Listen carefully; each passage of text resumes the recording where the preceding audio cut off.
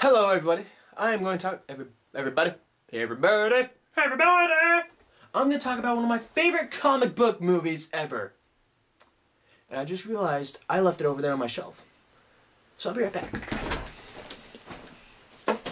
Dun dun dun dun dun dun dun dun dun dun dun dun dun dun dun dun dun. Oh wait, no, this side's better. Magneto.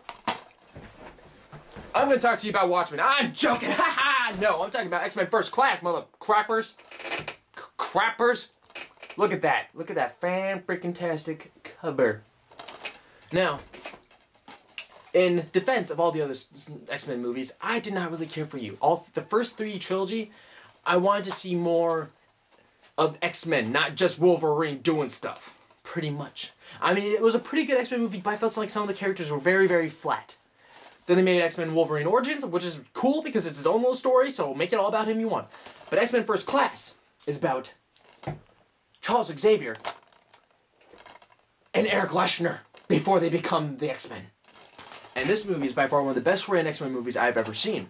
Because there's no characters randomly tossed in. Like, to be honest, in X-Men 1...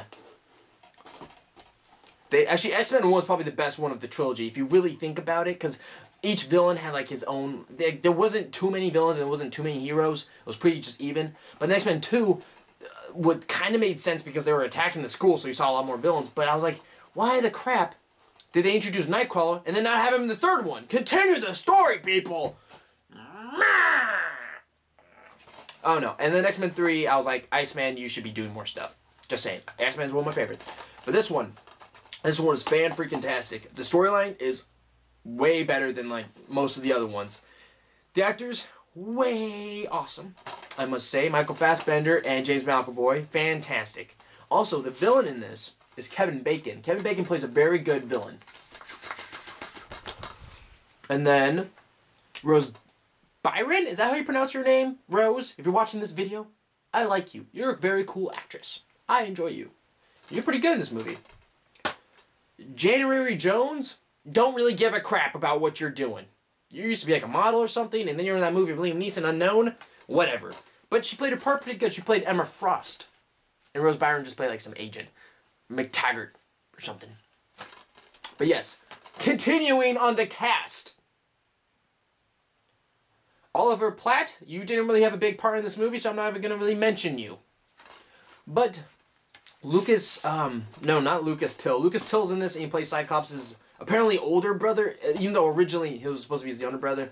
And then they had this, what I'm really excited for, is this character Azrael, Nightcrawler's dad, played by Tom Fleming?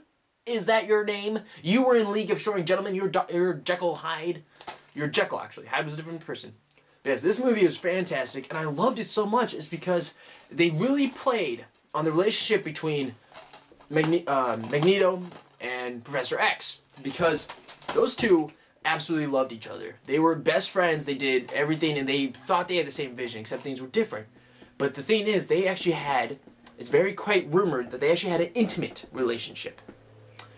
Because when you feel something for another person, as well as they did in the comics and like all this stuff, and even the movie they show it, that they actually had a very deep relationship, and they actually had a really deep understanding of each other. Because James McAvoy actually breaks into Michael Fassbender's brain, and you see some stuff, and releases some emotions. So there's rumored to be a sex scene, and I would have been all for it, because that would have made the movie a little bit more sad in the end, when James McAvoy gets paralyzed. That's not even a spoiler. He's freaking Professor X. He's in a wheelchair. What do you expect to happen to him? He gets shot. But it's really sad because Michael Fassbender kind of causes him to get shot. But Magneto in this movie is by far one of the most badass characters I have ever seen written. He is pretty much a Nazi killer, just like how he should have been in Inglourious Basterds. But in this movie, he kills so many people in so many cool ways. Like, oh my gosh, I can't even imagine. I just realized, look how skinny January Jones is. That's not healthy. Look at her. Don't look at her boobs. Look at her stomach, you perverts. Look how skinny she is! And that's Azrael right there, the red one. That's Angel. I don't really like her. She's not that cool. But I like this story because you actually see how some of the characters become the characters. Like Beast is in it, and he's pretty cool. He's played by Nicholas Hoult, and he's a pretty cool actor. He's mostly in that show Skins, the British one, I believe. So yes, if you've never seen X-Men First Class, I would heavily recommend it. It's one of the closest X-Men movies, I think. I don't know. In my personal opinion, I liked it more than the original trilogy, and I'm excited for the Wolverine, and I'm also excited for the sequel to this called X-Men Days of Future Past, where there's time sentinels killing mutants. I'm very, very, very excited. But this movie is amazing. Michael Fassbender is one of my favorite actors, and I would recommend this to any nerd, and I give this movie a 9 out of 10. 9.5 out of 10. Right across the board. Even 9.5 out of 10. Almost a 10 out of 10, except one part. I'm trying to remember why. Actually, this movie's gonna get a 10 out of 10. That's right. 10 out of 10. X-Men First Class. Check it out, if you want. Oh, the sticky stickers on James McAvoy's face. Oh, crap. Oh, yeah, that's Rose Byron back there in the back, and that's Nicholas Hoult next to her, and that's, Jennifer Lawrence? She's in the Hunger Games. She plays Mystique. However, Mystique is quite the whore. Because in this, originally she's going after Professor X. Originally she wants to ride his X-stick? That's inappropriate.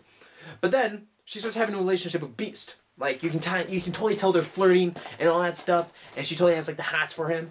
But then Magneto comes. And Magneto totally kind of makes her want him. Totally kind of makes her want him. Yeah, he kind of does some stuff that makes her like, damn. She totally tries to have sex with him. Because he likes mutants. He doesn't like when they hide. Mystique always tries to hide behind her human side. He doesn't like that. So he tells her to be mutant and proud and blah, blah, blah, blah, blah. Well, no, he doesn't tell her to be mutant and proud. But then, the interesting thing is, Mystique is Nightcrawler's mom. And in this movie, Azrael, who's Nightcrawler's daddy, which means in the sequel, there's probably going to be some love making of the weird kind. Blue and red. Nightcrawler should be purple. Oh, that'd be kind of cool. But yes, 10 out of 10. Very good acting, very good story, very good everything. And there's some parts where you're just you're feeling bad for everybody. But yeah, stay tuned for my next movie reviews, and I highly recommend that movie. And I recommend Wolverine Origins, I guess. What am I doing? Oh yeah, stay tuned for the next couple movies I'm going to be doing. And comment on who your favorite X-Men is.